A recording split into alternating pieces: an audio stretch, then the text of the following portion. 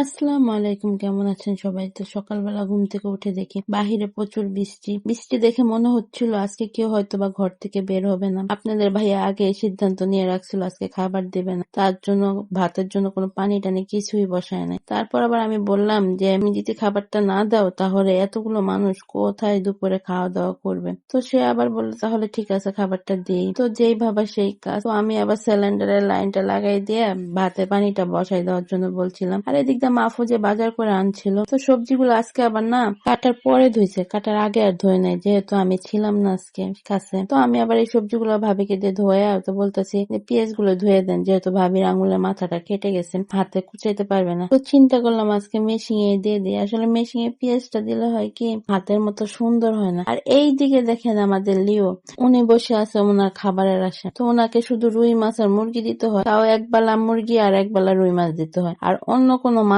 সে খাবে না, এমন পাকনা হয়েছে। আলহামদুলিল্লাহ অনেক বুঝে, এত সুন্দর ভাবে কথাগুলো বুঝে। পরে যদি বলি তুমি এখানে এইভাবেই থাকবে ওইভাবেই থাকবে, লড়াচড়া করে না। আলহামদুলিল্লাহ। তো আজকে আপনাদের ভাইকে বসাই দিছিলাম যে পেঁয়াজ গুলো কুচি করার জন্য, কিন্তু হাতে না মেশিনে। হ্যাঁ, পরে বললাম যে তুমি পেঁয়াজ গুলো কুচি করে দাও, আদা রসুন গুলো ব্লেন্ডার করে দাও। তো আবার আস্তে আস্তে করে দিতেছিল। তো অনেকে আমাকে বলছিলেন যে আপু একটা পেঁয়াজ কাটার মেশিন কিনে নেন, সবজি কাটার মেশিন কিনে নেন। আসলে আমার সব মেশিনই আছে, থাকলে কি হবে, এগুলা দিয়ে কাজ করা যায় না। কেননা দেখা যায় অনেক সময় ধরে চলে, তো অনেকগুলা কাটাকাটি না দেখা যায় যে নষ্ট হয়ে যায় মোটর গুলো। এরকম করে প্রায় 4 থেকে 5টা মেশিন আমি নষ্ট করছি। অবশিষ্ট এটাই আছে, জানি না এটা কবে নষ্ট হবে। দোয়া করেন আমার মেশিনটা যেন নষ্ট হয় না। অবশ্যই মেশিনটা দিয়ে আমি এত বেশি কাজ করি না, ঠেকায় পড়লে আর কি করি আর কি। আর আমার না হাতে কাটা পেঁয়াজ দিয়ে রান্না বাড়া করতেই ভালো লাগে, মেশিন একটা ভালো লাগে না। তো ওরে আবার বলছি কাঁচামরিচ গুলো তুমি আজকে কুচি করে দাও মেশিনে, যেহেতু কাঁচামরিচটাও কাটতে পারবে না, ভাবির হাতটা জ্বলবে। তো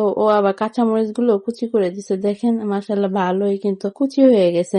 ঠেকা কামটা তো চলবে না। একটা জিনিস খেয়াল করে দেখেন, বড় বড় রেস্টুরেন্ট বলেন আর হোটেল বলেন, তারা কিন্তু হাতে কাটা জিনিসগুলোই ব্যবহার করে, মেশিনে কাটা জিনিসগুলো ব্যবহার করে না, কেন ওইগুলোর ভিতরে স্বাদটা একটু কমই থাকে। তো আপনাদের ভাই আদা রসুন গুলো ব্লেন্ডার করে আমাকে দিয়ে দিছিল। তো এদিক দিয়ে আবার ভাবি মাছ আর মুরগি গুলো কেটে নিতেছিল, যেহেতু আজকে চিংড়ি মাছ দিব, ভাবি বসে বসে চিংড়ি মাছ কাটতেছিল। এদিক দিয়ে আবার আমি সবজিটা বসাই দিছিলাম আর ডালটা বসাই দিছিলাম। মাহফুজকে দিছিলাম লাড়ার জন্য, যেহেতু আমি লাড়তে পারি না, আমার হাতের শক্তি পাই না, একটু অসুস্থতা তাই। তো সবজিটা হওয়ার পরে, ডালটা হওয়ার পরে আমি আবার পুঁইশাকগুলো কেটে নিতেছিলাম। তো আজকে পুঁইশাকগুলো না অনেক সুন্দর ছিল, তাজা ছিল। তো আজকে চিন্তা ভাবনা করছি যে আমি একটা পুঁইশাকের তরকারি রান্না করবো চিংড়ি মাছ দিয়ে। অনেকদিন যাবত না আমার চিংড়ি মাছ দিয়ে পুঁইশাক দিয়ে খাইতে ইচ্ছে হচ্ছিল, কিন্তু সময়ের অভাবে করা হয় নাই। তো আজকে আবার আমি চিংড়ি মাছ ভুনা করছিলাম। তো মাশাআল্লাহ চিংড়ি মাছের কালারটা কিন্তু অনেক সুন্দর আসছিল। অফিস থেকে মেসেজ করে বলছে আপু আজকে চিংড়ি মাছের তরকারিটা কিন্তু অনেক মজা হয়েছিল, আপনাদের মেসেজটা একটু দেখাবো দাঁড়ান। তো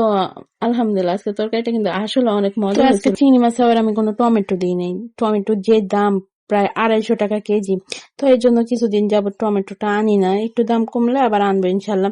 আসলে সবকিছুর যে দাম, ওই দাম হিসাবে ব্যবসা করলে এখন ব্যবসা সবাই লসেই আছে, লাভে খুব কমই আছে। তো চেষ্টা করি ব্যবসাটা টিকায় রাখার জন্য, বাকিটা আল্লাহর হাতে, আল্লাহ তাআলাই সবকিছু দেখে নেবে ইনশাল্লাহ। তো আমার রান্নাটা মোটামুটি হয়ে গেছিল, এখন শুধু বাড়ার পালা। তো এখনো সম্পূর্ণ রান্না হয় নাই, চুলায় কিছু রান্না ছিল, তো ওরা এখন বেড়ে নিবে। তো আমি আবার একটু রান্নার কাছে ছিলাম। তো দেখেন তো আজকে রান্নাগুলো আমার কেমন হয়েছে, আর খাবারটা বাড়ার পরে ঠিক এরকম হয়েছে, দেখতে কেমন লাগে আপনারা কমেন্ট বক্সে জানাবেন অবশ্যই। তো আজকের ভিডিও এ পর্যন্ত, দেখা হবে অন্য কোনো ভিডিওতে। সবাই ভালো থাকবেন, আল্লাহ হাফেজ, আসসালামু আলাইকুম।